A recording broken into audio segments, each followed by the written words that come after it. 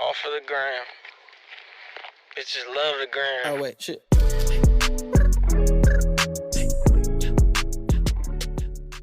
Oke, assalamualaikum warahmatullahi wabarakatuh. Salam sejahtera untuk kita semua. Bertemu lagi dengan saya di sini yaitu Doli Ananda Pratama Rambe. Jadi di sini kita akan membuat tugas kita yaitu tentang pendidikan anti korupsi. Mata kuliah kewarganegaraan di jurusan Agribisnis Fakultas Pertanian Universitas Riau. Oke, langsung saja kita bahas. Apa itu korupsi? Dalam Kamus Besar Bahasa Indonesia, korupsi adalah penyelewengan atau penyalahgunaan uang negara untuk keuntungan pribadi atau orang lain. Masyarakat pada umumnya menggunakan istilah korupsi untuk merujuk kepada serangkaian tindakan-tindakan terlarang atau melawan hukum dalam rangka mendapatkan keuntungan dengan merugikan orang lain, yaitu penekanan pada penyalahgunaan kekuasaan atau jabatan publik untuk keuntungan pribadi. Selanjutnya, bentuk korupsi. Ada beberapa bentuk korupsi, yaitu penyuapan, yaitu tindakan memberi dan menerima suap baik berupa uang maupun barang. Yang selanjutnya ada embezzlement, yaitu tindakan penipuan dan pencurian sumber daya yang dilakukan oleh pihak-pihak tertentu yang mengelola sumber daya tersebut. Lalu ada fraud, yaitu tindakan kejahatan ekonomi yang melibatkan penipuan, termasuk di dalamnya proses manipulasi atau mendistorsi informasi dan fakta dengan tujuan mengambil keuntungan tertentu. Lalu ada extortion, yaitu tindakan meminta uang atau sumber daya lain dengan cara paksa disertai dengan intimidasi tertentu oleh pihak yang memiliki kekuasaan. Biasanya dilakukan oleh mafia lokal dan regional.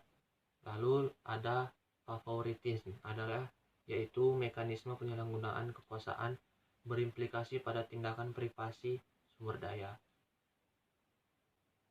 Model-model korupsi yang sering terjadi secara praktis seperti pungutan liar, penyuapan, pemerasan, penggelapan, penyelundupan, pemberian hadiah atau hibah yang berkaitan dengan jabatan atau profesi seseorang. Selanjutnya yaitu faktor korupsi. Faktor korupsi secara garis besar terbagi dua, yaitu faktor internal dan faktor eksternal. Faktor internal yaitu faktor yang berasal dari diri sendiri yang melakukan korupsi itu, yaitu sifat tamak. Biasanya ini sifat yang tidak merasa puas atas apa yang sudah dimilikinya. Lalu ada gaya hidup konsumtif, yaitu perilaku konsumtif yang tidak diimbangi dengan pendapatan yang memadai. Maka hal itu membuka peluang seseorang untuk melakukan berbagai tindakan untuk memenuhi gaya hidupnya. Salah satunya melakukan korupsi. Yang ketiga yaitu moral yang kurang kuat, yaitu orang yang mempunyai moral lemah, cenderung mudah untuk tergoda untuk melakukan tindakan korupsi. Godaan itu biasanya berasal dari atasan, teman setingkat, bawahan, atau pihak lain yang memberi kesempatan untuk melakukan korupsi. Selanjutnya ada faktor eksternal, yaitu faktor pemicu terjadinya tindakan korupsi yang berasal dari luar diri pelaku. Salah satunya itu faktor politik, yaitu faktor politik merupakan salah satu sarana untuk melakukan korupsi. Hal ini dapat dilihat karena terjadi intrabilitas politik atau ketika politisi mempunyai hasrat untuk mempertahankan kekuasaannya. Lalu ada faktor hukum. Yang menjadikan hukum sebagai sarana korupsi adalah tidak baiknya substansi hukum. Mudah ditemukan aturan-aturan yang diskriminatif dan tidak adil dan tidak tegas juga, sehingga menimbulkan multitafsir serta terjadinya kontradiksi dan overlapping dengan aturan lain. Lalu ada faktor ekonomi, yaitu faktor yang penyebab terjadinya korupsi. Ketika tingkat pendapatan atau gaji yang tidak cukup untuk memenuhi kebutuhannya, maka seseorang akan mudah untuk melakukan tindakan korupsi demi terpenuhnya semua kebutuhan.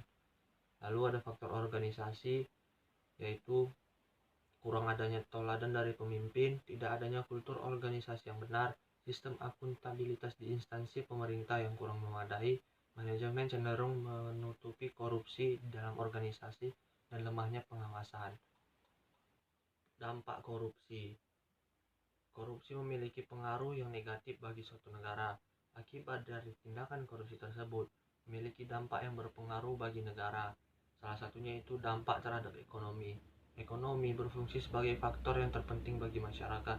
Apabila korupsi sudah masuk ke dalam perekonomian negara, mana mungkin lagi masyarakatnya bisa makmur.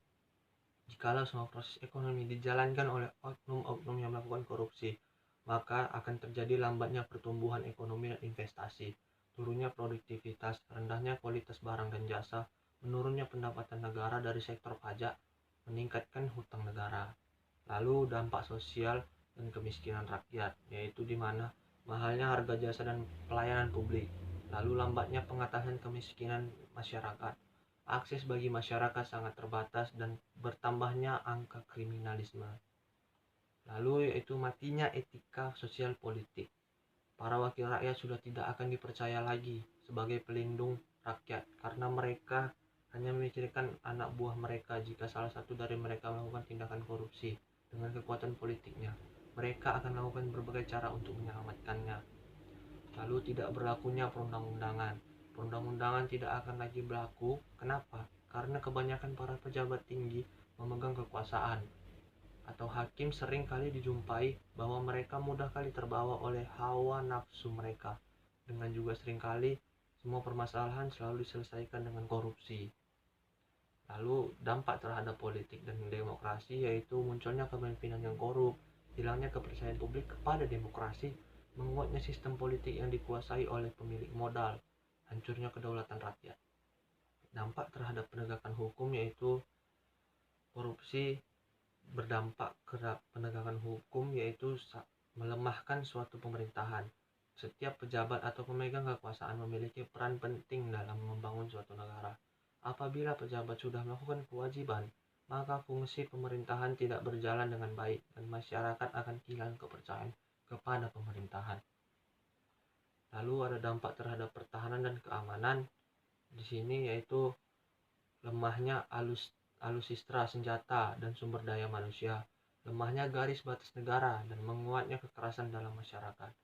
Dampak terhadap lingkungan juga korupsi juga berpengaruh terhadap dampak lingkungan yaitu menurunnya kualitas lingkungan dan menurunnya kualitas hidup. Selanjutnya yaitu pencegahan korupsi. Nah, saya mendapat beberapa sumber dan yang saya ambil yaitu sumber dari Wakil Ketua Komisi Pemberantasan Korupsi atau KPK yaitu Lili Pintauli Siregar. Dia memperkenalkan sebuah teori yaitu fraud triangle theory atau teori segitiga fraud, yaitu di mana sebuah korupsi biasanya dilakukan karena ada dorongan, peluang, dan juga pembenaran.